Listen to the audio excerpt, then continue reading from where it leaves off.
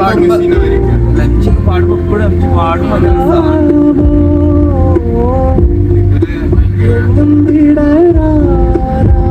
പിന്നെ തമിഴിലത്തെ ആൾക്കാര്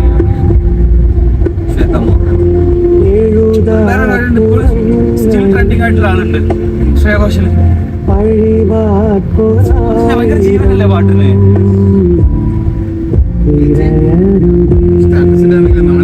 ഈ പെണ്ണിന്റെ ഒരു പാട്ടില്ലേ അവന് സങ്കടപ്പെട്ടിരിക്കുന്ന ഇത് മറ്റേ കേരള ഫുഡ് ഇല്ല നന്നായിട്ട് പാടും. എന്ത് രസത്തിലോരോ പാടും. എന്താ കാര്യം വെച്ചാൽ എല്ലാ ഞാൻ പാടും, നീ പാടും, എല്ലാരും പാട്ട് പാടാൻ അറിയടാ. പാട്ട് പാടുന്ന രീതിക്ക് പാട്ട് പാടാം.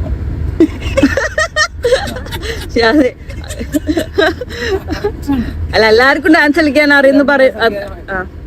ഞാൻ ഒരിക്കലും വിശ്വസിക്കാത്ത കാര്യം എനിപ്പടി കൻ ബി എ മോഡൽ എന്നൊരു സാധനമല്ലോ. എങ്ങനെ ആവാൻ പറ്റും? നമ്മൾ മോഡലായിട്ട് നമ്മളൊരു ഡിഫറെന്റ് ആയിട്ടുള്ള മമ്മൂക്കയാണ് നമ്മൾ മോഡലായിട്ട് നമുക്ക് ഇൻസ്പിറേഷൻ ആകുമ്പോ അയാൾ ഇൻഫ്ലുവൻസ് ആവുന്ന ആള് ഡിഫറെന്റ് ആയിട്ടുള്ള ഒരാളല്ലേ. നമുക്ക് ആർക്കും ഇല്ലാത്ത ക്വാളിറ്റി ഉള്ള ആളല്ലേ അയാള്.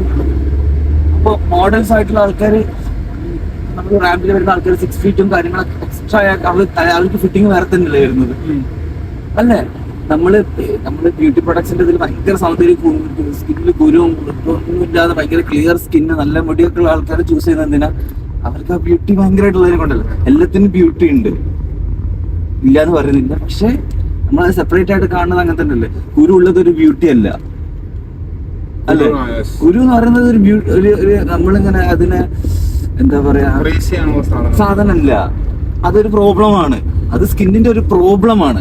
അപ്പൊ കുരുള്ളത് ഒരു പ്രശ്നമല്ല, അതൊരു ഇതാക്കി കാണരുത് എന്നാണ് ആൾക്കാർ പറയാം അല്ലേ. പക്ഷെ അതൊരു പ്രോബ്ലം അല്ലേ അല്ലേ.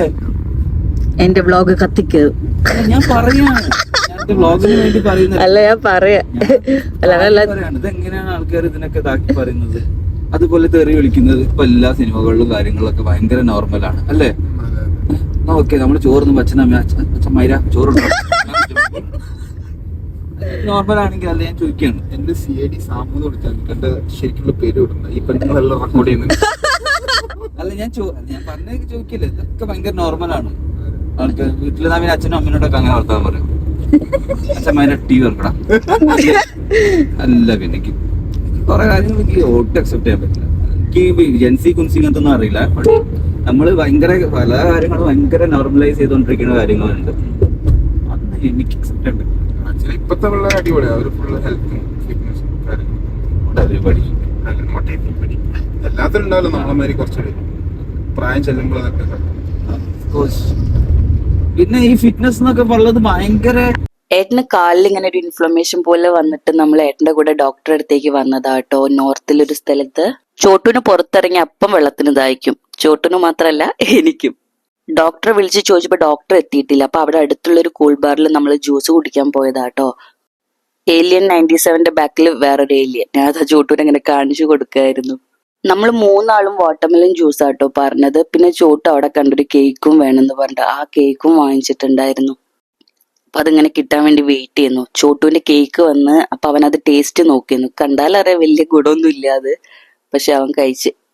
ഞാനും അതിന്നൊരു പീസ് എടുത്ത് കഴിച്ചു കേട്ടോ. ഒരു പീസല്ല, കുറച്ചധികം പീസ് എടുത്ത് കഴിച്ചു. നമ്മൾ 3 ജ്യൂസ് ഓർഡർ ചെയ്തിട്ട് അവർ 4 ജ്യൂസ് നമുക്ക് തന്നിട്ടുണ്ടായിരുന്നു. എന്നിട്ട് ഒന്ന് തിരിച്ചെടുക്കാൻ വേണ്ടി പറഞ്ഞു. അതൊക്കെ അവിടെ നിന്ന് കുടിച്ചു. കുറച്ചു നേരം നമ്മൾ ഇങ്ങനെ അവിടെ സംസാരിച്ചൊക്കെ ഇരുന്ന് ഇങ്ങനെ ചില്ല് ചെയ്തിരുന്ന്. അവിടെ ഇങ്ങനെ പാട്ട് വെച്ചിട്ടുണ്ടായിരുന്നു. കോപ്പിറൈറ്റ് ഇഷ്യൂ വരുമോ എന്ന് വിചാരിച്ച് ഞാൻ അതാ മ്യൂട്ട് ചെയ്തിട്ട് വോയിസ് ഓവർ കൊടുക്കുന്നത്. 4 ജ്യൂസ് വന്ന കാര്യം പറഞ്ഞുകൊണ്ടിരിക്കുകയായിരുന്നു. അവൻ വന്നിട്ട് ഒരു ജ്യൂസ് എടുത്തിട്ട് പോയി. നോ ഷുഗർ നോ ഐസ് ആണ് ഞങ്ങൾ 3 ആൾ ഓർഡർ ചെയ്തിട്ടുണ്ടായത്. നല്ല ഉണ്ടായിരുന്നു. ഒരു നല്ലൊരു റിഫ്രഷ്മെന്റ് ഫീൽ കിട്ടി നമുക്ക്. ഏട്ടനെ കാണിക്കാൻ വന്ന ആയുർവേദ ക്ലിനിക്കിൽ ഞാനും മുമ്പേ വന്നിട്ടുണ്ട് കേട്ടോ. അമ്മേന്റെ കൂടെ. അമ്മ അവിടെ തന്നെ കാണിക്കുന്നു. 1 മാസം അമ്മ മറ്റേ ഉഴിച്ചിലും കാര്യങ്ങളൊക്കെ അവിടെ ചെയ്തിട്ടുണ്ടായിരുന്നു. ആ സമയത്തല്ല ഞാൻ പോയത്, ഈ പടുത്ത്. സാധാരണ ഏട്ടനാ കൊണ്ടുപോവാറ്.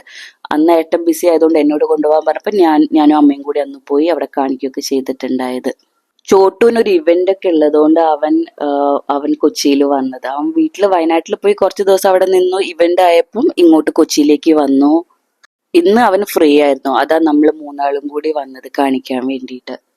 ആക്ച്വലി ഞങ്ങൾക്ക് മൂന്നാക്കും കൂടി സ്പെൻഡ് ചെയ്യാൻ കിട്ടിയ ഒരു സമയം എന്ന് പറയുന്നത് ഇതേ ഉള്ളൂ കേട്ടോ. ബാക്കി സമയം ഏട്ടൻ ബിസി ആയിരുന്നു, ഞാനും ബിസി ആയിരുന്നു, ചോട്ടും ബിസി ആയിരുന്നു. സാധാരണ ഫ്രണ്ട്സും അല്ലെങ്കിൽ കോഴിക്കോട് നിന്ന് ആരെങ്കിലും വരുന്ന സമയത്തോ അല്ലെങ്കിൽ ചോട്ട് വരുന്ന സമയത്തൊക്കെ നമ്മൾ എപ്പോഴും ഇങ്ങനെ കഴിക്കാനൊക്കെ പോവാറുണ്ട്. പക്ഷെ ഇപ്രാവശ്യം അതിനുള്ള സമയമൊന്നും കിട്ടിയിട്ടുണ്ടായില്ല. അപ്പൊ നമ്മൾ കിട്ടിയ സമയം നന്നായിട്ട് യൂസ് ചെയ്തു. ഞാൻ ഇങ്ങനെയൊക്കെ ഇടയ്ക്ക് മധുരം കഴിക്കും കേട്ടോ. എനിക്ക് അത്ര മധുരം ഇഷ്ടമുള്ള ആളല്ല, പക്ഷെ എപ്പോഴെങ്കിലൊക്കെ ഇതുപോലെ മധുരം കഴിക്കും. ഞാൻ വർക്കൗട്ടൊക്കെ ചെയ്യുന്നുണ്ടെങ്കിലും അങ്ങനെ കൺട്രോൾ ചെയ്തിട്ടൊന്നുമില്ല. എനിക്ക് എന്തെങ്കിലും കഴിക്കാൻ തോന്നിയാൽ കഴിക്കും, കുടിക്കാൻ തോന്നിയാൽ ഞാൻ കുടിക്കും. പക്ഷെ ഞാൻ വർക്കൗട്ട് മുടക്കില്ല. ഡെയിലി എന്തൊക്കെ വന്നാലും ഞാൻ വർക്കൗട്ട് ചെയ്യും.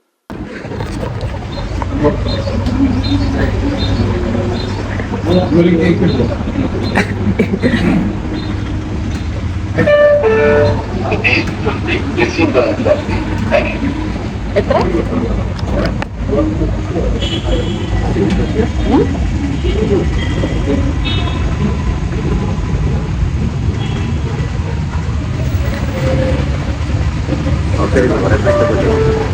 എന്നത്തതിന്റെ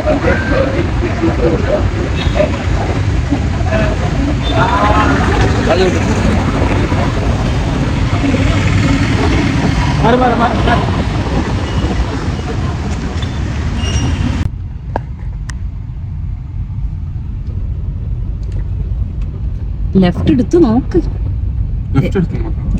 റൈറ്റ് എടുത്താലേ എനിക്കറിയില്ല. ലെഫ്റ്റ് പോവാത്തൊരു വഴിക്ക് സഞ്ചരിക്കാം നമുക്ക്. ഇവിടെ ഒരു ബാറുണ്ടല്ലോ, ഇവിടെ കുറെ ഉണ്ട് അവിടെ. അതെനിക്കറിയാം.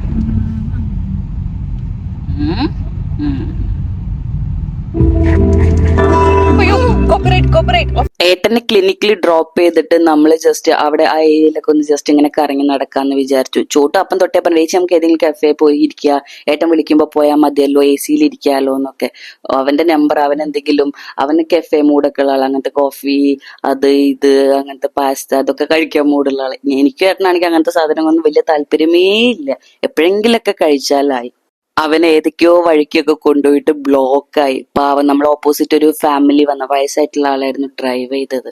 അപ്പൊ നമുക്ക് എന്തായാലും ബാക്കൗട്ട് എടുക്കാൻ പറ്റില്ല. അവരൊക്കെ ബാക്കൗട്ട് എടുത്ത് അവിടെ മൊത്തത്തിലൊരു ബ്ലോക്കായി. ഒരു 10-15 മിനിറ്റ് അതേ അവസ്ഥയിൽ നമ്മൾ നിൽക്കുമായിരുന്നു. അയാൾ എങ്ങനെയൊക്കെയോ സൈഡൊക്കെ തന്ന് ഇങ്ങനെ ബാക്കിലേക്കൊക്കെ എടുത്ത് വേറെ കുറച്ച് ആൾക്കാർ വന്ന് ഹെൽപ്പ് ചെയ്യുകയൊക്കെ ചെയ്തിട്ട് മെല്ലെ ഇങ്ങനെ ബാക്കൗട്ട് എടുത്ത് ആ സൈഡിലേക്ക് ഇങ്ങനെ എടുത്തോണ്ടിരിക്കുക. നമുക്ക് സമയം പോകുന്നതിൽ വിഷമം ഉണ്ടായിരുന്നില്ല. ആക്ച്വലി എനിക്ക് വിഷമം ഉണ്ടായിരുന്നില്ല. അതാകുമ്പോ ഏട്ടന്റെ പരിപാടിയൊക്കെ കഴിയുമ്പോഴേക്കും അവിടേക്ക് ഈ ബ്ലോക്കൊക്കെ തീർത്ത് എത്താലോ. കഫേലൊക്കെ പോയിരുന്നു കഴിഞ്ഞാല് പിന്നെ ഏട്ടൻ വിളിക്കുന്ന സമയത്ത് പെട്ടെന്ന് ഏട്ടൻ്റെ അടുത്തേക്ക് എത്താൻ പറ്റിയില്ലെങ്കിലോ.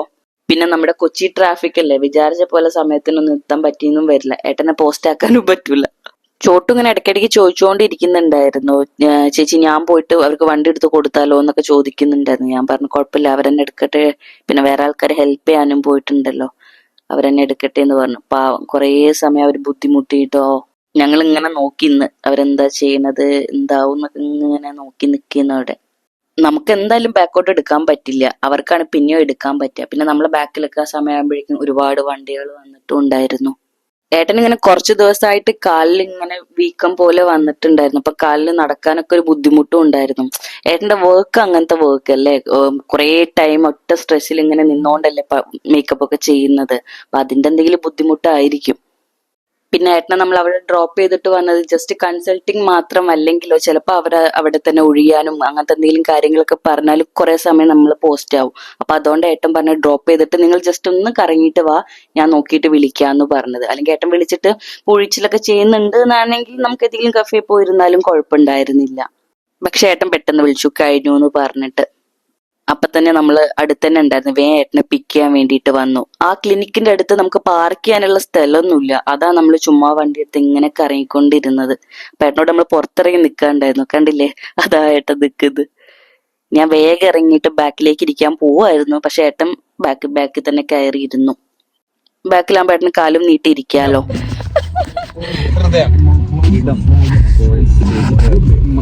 അല്ല, അപ്പൊ വീട്ടിലുണ്ടാക്കിയ ഭക്ഷണങ്ങളോ കഫേ പോയിട്ട് സാലഡ് അല്ല കഴിക്കുന്നത്. ഇവരെ വിശ്വസിച്ചു കാലൊക്കെ വേദനയാണ്.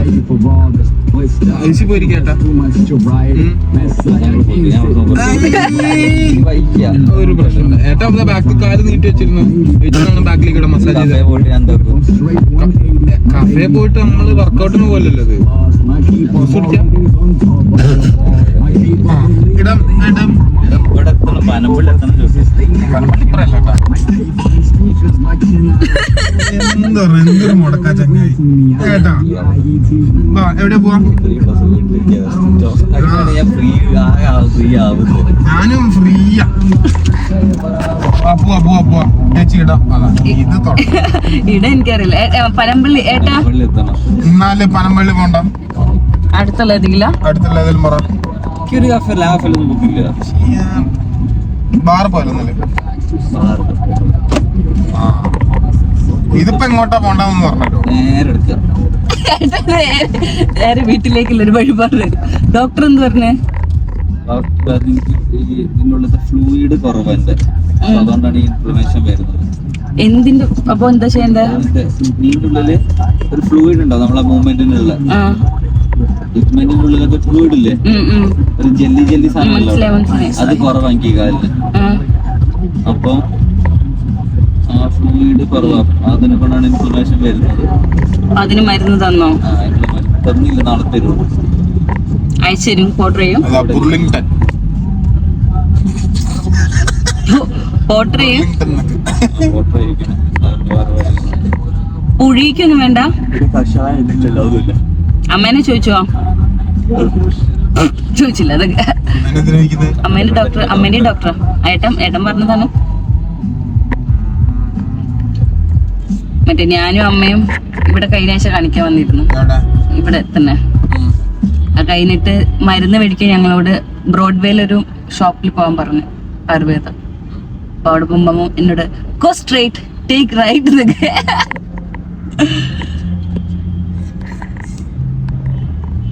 തണുത്ത് നല്ലൊരു ആശ്വാസം കിട്ടും ശരിക്കും.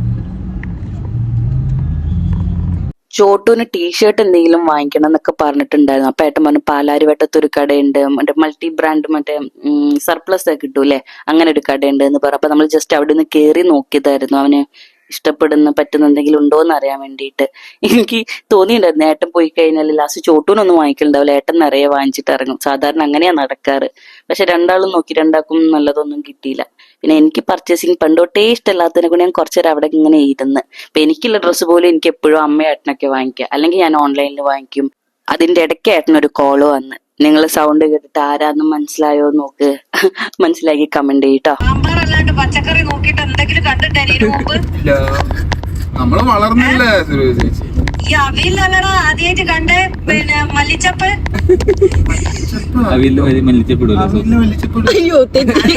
സാമ്പാറിന്റെ മോളോ? ഇനി കുഴപ്പമില്ല, ഞങ്ങളെ കേട്ടല്ലോ, ഞങ്ങള് മൂന്നാളെ കേട്ടല്ലോ. സങ്കടപ്പെടണോ? ശരി.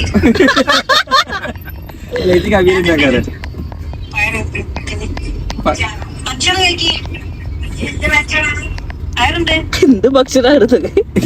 അല്ല, എന്ത് ഭക്ഷണമാണോ ചോദിച്ചു ചേച്ചിയെ, അല്ലാതെ എന്താ ഭക്ഷണം തല്ല. എന്തിനാ പഠിക്കുന്നതാണ്? വൻപയർ പുഴുങ്ങിയ ചിക്കൻ.